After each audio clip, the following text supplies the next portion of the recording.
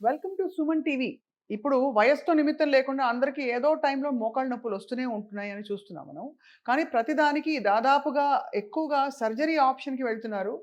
ఈ పరిస్థితుల్లో surgery is not the ideal option. ముఖ్యంగా 60 సంవత్సరాలు లోపున్న వాళ్ళకి సర్జరీ చేయనే కూడదు. ఇతర ఆప్షన్స్ వెతుక్కోవాలని చెప్పి ఇటీవల ఒక ప్రముఖ ఆర్థోపెడిక్ సర్జన్ దేశవ్యాప్తంగా గొప్ప పేరున్న ప్రథమేష్ జైన్ గారు అన్నారు. ఆయన మాత్రమే కాదు, చాలామంది పెయిన్ మేనేజ్మెంట్ ఎక్స్‌పర్ట్స్ ఏమంటారంటే, operation is the last resort. అవసరం లేకుండా కూడా మేనేజ్ చేయాలి పెయిన్‌ని అని అంటుంటారు. అండ్ అటువంటి పెయిన్ మేనేజ్మెంట్‌లో నిష్ణాతులు, వన్ ఆఫ్ ద పయనియర్స్, మనందరికీ సుపరిచితులు, ఎపియాన్ పెయిన్ మేనేజ్మెంట్ క్లినిక్ ఆహ్, ఫౌండర్ అండ్ డైరెక్టర్ సుధీర్ ధారా గారు మనతో ఉన్నారు. Let's talk more about this. Sir నమస్కారం. ఎంతమంది మోకాళ్ళ నొప్పులు ఇవాళ పోగొట్టారు సార్? కంటిన్యూస్‌గా వస్తూనే ఉంటారు. అంతేనా? ఇప్పుడు ఆల్రెడీ 25, 30 అయిపోయినాయి. అవునా? ఇంకొక 30 ఉంటాయి హ్మ్. డే ఎండ్ కల్లా. సార్ అసలు ఎందుకు ఇంత పెరిగిపోతుంది మోకాళ్ళ నొప్పుల? అంటే ఎక్సర్సైజ్ లేకపోవడమా? లేక డీజనరేటివ్ డిసీజా? Yeah! So, knee joint pains ఈ కాలంలో అంటే ఒక 10 ఇయర్స్, 15 ఇయర్స్ నుంచి మనం అనాలిసిస్ తీసుకుంటే ఎందుకు అంత ఎక్కువ మంది నీ జాయింట్ పెయిన్స్‌కి తోటి హాస్పిటల్స్‌కి వెళ్తున్నారని చూస్తే లైఫ్ స్టైల్. అవును. అంటే ప్రతి ఒక్కరు కూడాను మనము బ్రతకడానికి ఎంత పని చేయాలో అంత పని చేయకుండా దానికి డబుల్ పని చేస్తున్నారు. Double duties, night shifts, travel ఒక 60 కిలోమీటర్స్ వెళ్ళడం, 60 కిలోమీటర్స్ రావడం, ఇది జాబ్ ప్లేస్కి. అది అనవసరమైన exercises, right, unnecessary exercise, unnecessary foods, routine foods తినకుండా న్యూట్రిషన్ డెఫిషియన్సీలోకి పోవడం. సో ఇంతకు ముందు జెనెటికలీ ఎవరైతే స్ట్రాంగ్ ఉన్నారో ఇప్పుడు జెనెటిక్స్ అంత స్ట్రాంగ్గా లేవని ఒక స్టడీస్ చెప్తున్నాయి. And the results are seen. అవును, కరెక్ట్. ఇంతకుముందు మోకాళ్ళ నొప్పులని మనం ఎంతమందిని చూసేవాళ్ళం. ఉండేవాళ్ళు ఎవరో బాగా ఓల్డ్ ఏజ్ అయిపోయిన వాళ్ళు. ఇప్పుడు 35కే వస్తున్నాయి, 40కే వస్తున్నాయి. అవును. ఇప్పుడే ఒక పొలిటీషియన్కి, ఒక ఫీమేల్కి విజయవాడ నుంచి వచ్చారు. ఆవిడ మంచి పోస్ట్లో ఉన్నారు. సో ఈ సివియర్ నీ జాయింట్ పెయిన్స్, ఇంకా పొలిటికల్గా మూవ్ అవుతున్నప్పుడు తప్పకుండా నిలబడాల్సి వస్తుంది, నడవాల్సి వస్తుంది, ఎక్కువసేపు ట్రావెల్ చేయాల్సి వస్తుంది. ఆ విషయం కనుక్కుంటే ఏంటంటే ఆమె పొలిటికల్గా అంత యాక్టివ్గా ఉన్నా కూడాను ఇంటి పని మొత్తం చేస్తారంట. This is another reason. అది బాడీ ఎంత అని ఒప్పుకుంటుంది మనల్ని? కరెక్టే సార్. మార్నింగ్ అంతా 10-11 వరకు ఇంట్లో పని చేసి మళ్ళీ పరిగెత్తుకొని వెళ్ళి బయట పని చేసి పొలిటికల్గా మూవ్ అయ్యి నిలబడ్డాము, అది ఇది, మళ్ళీ ఇంటికి వచ్చారు 11, మళ్ళీ ఇంటికి వచ్చిన తర్వాత మిగతా వర్క్. అవును. సో ఇవన్నీ రీజన్స్ అనమాట మోకాళ్ళ నొప్పులకి. ఆ రీజన్స్ తోటి ఇప్పుడు మోకాళ్ళ నొప్పులు ఎక్కువ అవుతుంటే మోకాళ్ళకి ట్రీట్మెంట్లు కూడా ఎక్కువైపోతున్నాయి. కరెక్ట్ కాదు, అంతే కదా సార్.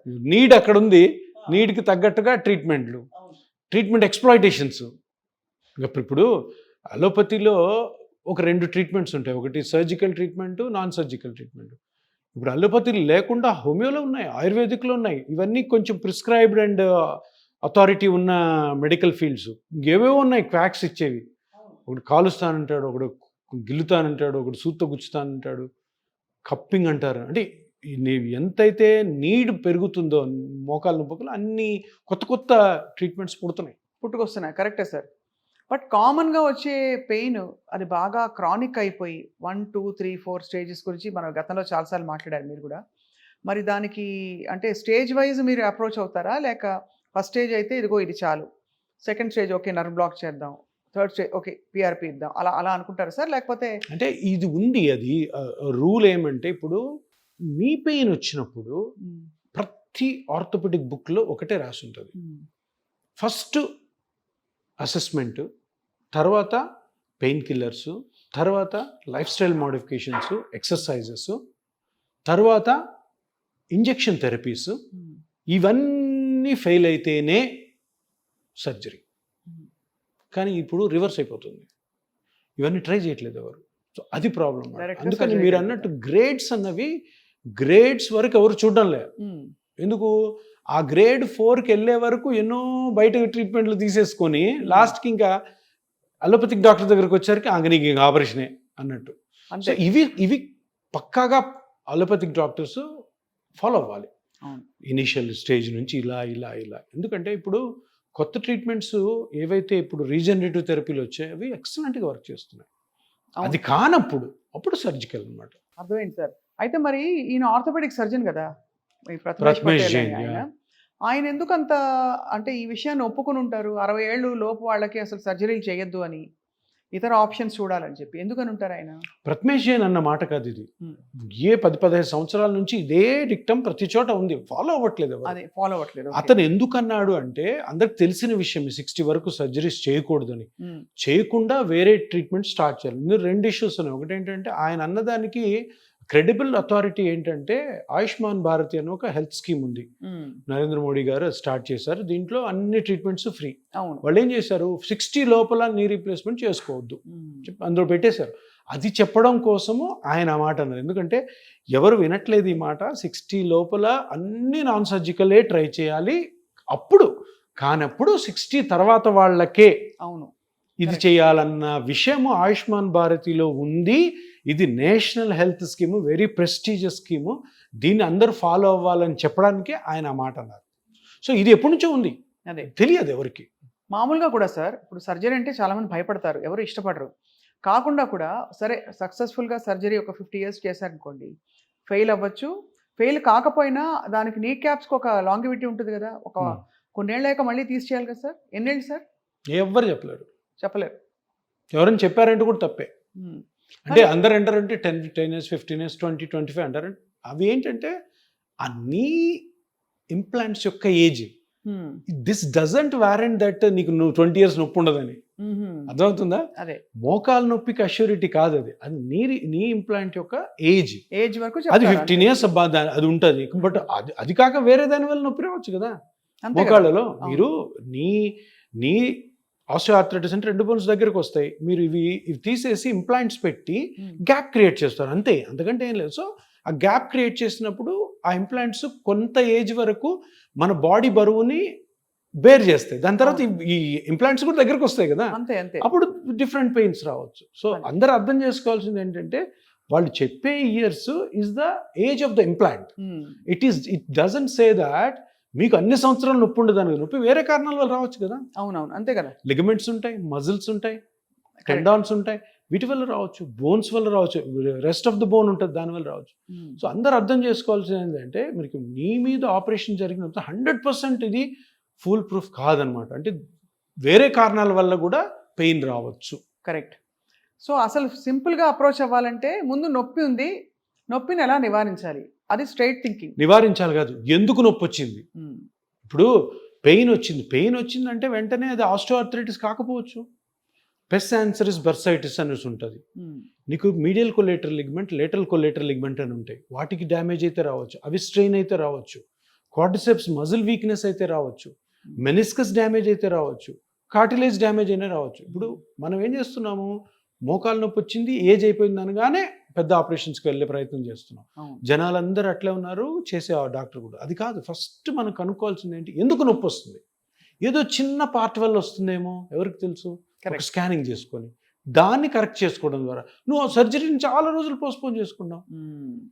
సో ఇది కనుక్కోవాలంటే పెయిన్ జనరేటర్ అంటాం. పెయిన్ ఎక్కడ జనరేట్ అవుతుందని ఫస్ట్ కనుక్కుంటే ట్రీట్మెంట్ సింపుల్ అయిపోతుంది. అంతే కదా! అంతే కదా. సో అలా సార్ అయితే మరి మీ దగ్గరకు వచ్చి ప్రిస్క్రిప్షన్ ఫర్ సర్జరీ వాళ్ళకి ఆల్రెడీ ఇచ్చి నేను ఇదిగోండి ఇది ఇచ్చారు కానీ నేను ఆపరేషన్ చేయించుకోను, నాకు మీరు ఏం చేసి పెడతారని మీరు ప్రొలాంగ్ చేసి సర్జరీ అవాయిడ్ చేసిన కేస్ స్టడీస్ ఏమైనా ఉన్నాయా? అన్నీ అవే. అన్నీ అవే దాదాపు. అంటే సర్జరీకి దాదాపుగా వెళ్ళి వాడు వచ్చారా? అందరూ ఫస్ట్ ఆర్థోపెడిషియన్ దగ్గరికి వెళ్తారు. ఉమ్. ఎందుకంటే అందరికి అలవాటు కదా. మ్మ్. మోకాలు నొప్పి వచ్చింది, మన ఫ్యామిలీ డాక్టర్ దగ్గరికి వెళ్ళాం వెంటనే ఆర్థోపెడిక్ డాక్టర్ దగ్గరికి వెళ్ళమంటారు. ఆర్థోపెడిక్ డాక్టర్ చూస్తాడు. కొంతమంది డాక్టర్ లేదులేమ్మా ఇది చాలా ఎర్లీ స్టేజ్ ఉంది నేను చేయను అంటారు, కొంతమంది చేస్తానంటారు. కానీ ఇక్కడ ఇష్యూ ఏంటి, ఆప్షన్ పేషెంట్ది, మంది కాదు. అవును. పేషెంట్ నా దగ్గరికి వస్తారు, అన్నీ వాళ్ళ దగ్గర ఉన్న చిట్టా ఉంటుంది కదా ఆర్థోపెడిక్, అన్ని లోపల పెట్టారు, చూపించరు. ఎందుకు, ఎక్కడ నేను మళ్ళీ సర్జరీ అంటానా అని. ఆహా, వాళ్ళు అలా భయపడతారు. అంతే కదా. ఇప్పుడు నేను కూడా అమ్మ అంతమంది పెద్ద పెద్ద డాక్టర్లు చూశారు కదా, సర్జరీ చేసేసుకోండి అంటానేమో అన్న భయంతో చూపించకుండా, సార్ నాకు ఇది ఉంది ఇలా ఉంది, నేను ఎన్ని సంవత్సరాల నుంచి బాధపడుతున్నాను, మీరు ఈ ట్రీట్మెంట్ చేస్తానన్నారు, మీరు చేయగలరా లేదా. Simple, straight forward. నేను చూస్తాను, చూసి అమ్మా ఇది బాగా అరిగిపోయిందమ్మా మీరు సర్జరీకి వెళ్ళని పెట్టండి. సార్ నా దగ్గరికి వచ్చే పేషెంట్లు ఎవ్వరు కూడా సర్జరీ అంటే ఇష్టం ఉండదు. సార్ మీరు చేయగలరా లేదా. నేను ఎవరిని, పెయిన్ మేనేజ్మెంట్ స్పెషలిస్ట్ని. అవును. సో వాళ్ళ సర్జరీకి ఇష్టం లేనప్పుడు సర్జరీకి వెళ్ళకూడదు అన్నప్పుడు నేను తప్పకుండా వాళ్ళ పెయిన్ని ఏదో ఒక మార్గం ద్వారా తగ్గించే ప్రయత్నం తగ్గించాలి. చేస్తారు. అవును. తప్పదు, అది మెడికల్ ఎథిక్స్ అది. Hmm. తప్పకుండా తగ్గించాలి. నన్ను చాలా మొన్న కాన్ఫరెన్స్లో నేను టాక్ ఇస్తుంటే ఒక డాక్టర్ అడిగాడు, ఆర్థోపెడిక్ డాక్టర్, సార్ బాగానే ఉంది, మీరు పిఆర్పి చేస్తున్నారు, ప్లాస్మా థెరపీ చేస్తున్నారు, రీజనరేటివ్ థెరపీలో మీరు బాగా ఎక్స్పర్ట్, మరి ఏ కేస్కి ఆపరేషన్కి మీరు పంపిస్తారు, ఏ కేస్కి మీరు పిఆర్పి కానీ ప్లాస్మా థెరపీ చేస్తారు చెప్పండి అంటే నేను ఆప్షన్స్ మనవి కాదండి, పేషెంట్ది ఆప్షన్. పేషెంట్కి అన్నీ తెలుసు, ఇదేం జబ్బు కాదు, ఇది క్యాన్సర్ జబ్బు కాదు, హార్ట్ స్ట్రోక్ కాదు, మైకార్డియల్ ఇన్ఫెక్షన్ కాదు, బ్రెయిన్ ట్యూమర్ కాదు, సింపుల్ డీజనరేటివ్ కండిషన్. అంటే ఏంటి, అరుగుదల వల్ల వచ్చే నొప్పి. అప్పుడు అటువంటి దానికి పేషెంట్కి ఆప్షన్ మనము ఇవ్వాలి. ఇప్పుడు ఎలా అయిపోయిందంటే ప్రపంచం అవేర్నెస్ అంతా వచ్చి ఆప్షన్ వాళ్ళు తీసుకుంటున్నారు. సార్ నాకు ఇది గ్రేడ్ 4 ఆస్టియోఆర్థరైటిసే, ఎక్స్రే నాది ఇట్లుంది, నాకు ఆపరేషన్ వద్దు, ఈ డాక్టర్ దగ్గరికి వెళ్ళిన ఆపరేషన్, ఆ డాక్టర్ దగ్గరికి వెళ్ళి ఆపరేషను, నాకు ఆపరేషన్ వద్దు, మీరు చేస్తారా లేదా, మీరు పెయిన్ మేనేజ్మెంట్ స్పెషలిస్టు, మీరు నా పెయిన్ తగ్గిస్తారా లేదా? తప్పకుండా తగ్గిస్తాం. ఆస్టియోఆర్థరైటిస్ మనం ట్రీట్ చేయడంలే, పెయిన్ మేనేజ్మెంట్ చేస్తున్నాము, పెయిన్ తగ్గిస్తున్నాము with safe and simple injection techniques. Sir ఇప్పటికీ మీరు ఎపియాన్ పెట్టినప్పటి నుంచి అంతకు ముందు నుంచి కూడా ఎంతమందికి లెక్క పెట్టారు అసలు? అంత పర్ఫెక్ట్ లెక్క పెట్టలే, must be more than 50,000 range రఫ్గా. పర్మనెంట్గా తగ్గిపోయిన వాళ్ళకి, లేకపోతే అంత అట్లా ఉండదు. సో ఏ ట్రీట్మెంట్లో కూడా పర్మనెన్సీ ఉండదు, ఏ ట్రీట్మెంట్లో 100% ఉండదు. సో తగ్గిపోతుంది, మెయింటైన్ చేస్తూ ఉండాలి, మెయింటైన్ చేసుకోవాలి. అప్పుడప్పుడు ఇప్పుడు నాకు వచ్చి- 3-4 ఇయర్స్ తర్వాత మళ్ళీ వస్తారు కొంతమంది, అదే. సార్ అప్పుడు 3-4 ఇయర్స్ బాగుంది సార్, ఈ మధ్య యూఎస్ వెళ్ళాను, చార్ధామ్ యాత్రకి వెళ్ళాను, ఇంక చెప్పిన వినరు కదా వీళ్ళు, కొంచెం నొప్పి వచ్చింది సార్, నొప్పి రావచ్చు, అప్పుడు ఏం చేస్తాం, మళ్ళీ స్కాన్ చేస్తాం. స్కాన్ చేస్తే ఆ రోజు ప్రాబ్లం ఆస్టియోఆర్థరైటిస్ కాకపోవచ్చు, వేరేది ఏదైనా అవ్వచ్చు, దాన్ని ట్రీట్ చేస్తాం. కానీ చార్ధామ్ యాత్రకు వెళ్ళడం వర్త్ ఇట్ సార్. అంటే నొప్పున్నా కూడా ఎలాగో మీరు పెయిన్ నడవాలా? తగ్గించేస్తారు, నడవాలి, కానీ మీరు పెయిన్ తగ్గించేస్తారని ఒక నమ్మకం ఉంటే నేను చార్ధామ్ ఒక యాత్ర lifetime- తప్పకుండా వెళ్ళే వాళ్ళకి ఏం చెప్పంటే, నేను చేస్తాను, వెళ్ళు ఉమ్, రా, కొంత డ్యామేజ్ ఏంటో మళ్ళీ చేస్తాను, మళ్ళీ చేద్దాం. ఇంకంతే అంతే. కదా, సింపుల్. జీవితం అంతే కదా సార్. ఎక్కడ పర్ఫెక్ట్ బాడీస్ ఎవరికి ఉన్నాయి సార్? ఎవరికి ఉండవు. అలా పర్ఫెక్ట్ బాడీ ఉండి ఊరికే తప్పకుండా కూర్చోవడం చార్ధామ్ లేదు. యాత్రకి వెళ్తానన్న వాళ్ళని అదే. మనం వద్దన్న వెళ్తారు, డోలీలోనే వెళ్ళిపోతారు. అవును. సర్లేమ్మా ట్రీట్మెంట్ స్టార్ట్ చేసుకో, వెళ్ళాక కూడా కొంత డ్యామేజ్ అవుతుంది, అది కూడా సెట్ చేస్తాను. అది. ఇంకా వాళ్ళ కోరికను ఎందుకు కాదనకూడదు. అంతే కదా సార్. సో గోల్డెన్ రూల్ ఏంటంటే జీవితంతో అఫ్ కోర్స్ మనకి తప్పనివి ఎలాగో కార్యక్రమాలు అవుతూనే ఉంటాయి, యాత్రలు కావచ్చు, ఇంట్లో బాధ్యతలు, పనిచేసే నిలబడి ఉండే వాళ్ళకి ఇంకా పరిస్థితి, ట్రాఫిక్ కానిస్టేబుల్స్కి వాళ్ళకి చెప్పక్కర్లేదు, టీచర్స్కి, వీళ్ళందరికీ. సరే, వాటన్నిటితో పాటు ఏంటంటే లాస్ట్ రిసార్ట్ ఆపరేషన్, కత్తి పడకూడదు శరీరం మీద సాధ్యమైనంత వరకు. ఎగ్జాక్ట్లీ. అంతకంటే ముందు చాలా మంచి మంచి ఆప్షన్స్, ఇప్పుడు ఇంకా లేటెస్ట్ అడ్వాన్స్ పిఆర్పి కూడా వచ్చింది మీ దగ్గర. సో దాన్ని తప్పకుండా ఓపెన్ మైండ్తో, ఓపెన్ నీస్తో, క్లోజ్డ్ నీస్తో నెవర్ చేస్తే never open your knees again అని, అది it's very very reassuring sir. So అంటే ఇప్పుడు నేను చెప్పేది ఏంటంటే అవేర్నెస్ మొత్తం మన 4 స్టేట్స్లో, ఆంధ్ర, తెలంగాణ, కర్ణాటక, తమిళనాడు వచ్చేసింది. ఏంటి వచ్చింది, surgery is a very good option, but సర్జరీకి ముందు ఇంకా మంచి ఆప్షన్స్ ఉన్నాయి. అది అందుకనే పేషెంట్ ఆప్షన్సే ఇప్పుడు అయిపోయినాయి, మనం ఏం చెప్పాల్సిన అవసరం లేదు. వాళ్ళకి మనం చేసేది ట్రాన్స్పరెంట్గా, ఇది జరుగుతుంది, నేను ఇది చేస్తున్నాను, మీరు ఇలాగ డిసిప్లైన్డ్గా స్ట్రిక్ట్గా ఉండాలి, అంతే. As simple as that. So అది విషయం అన్నమాట.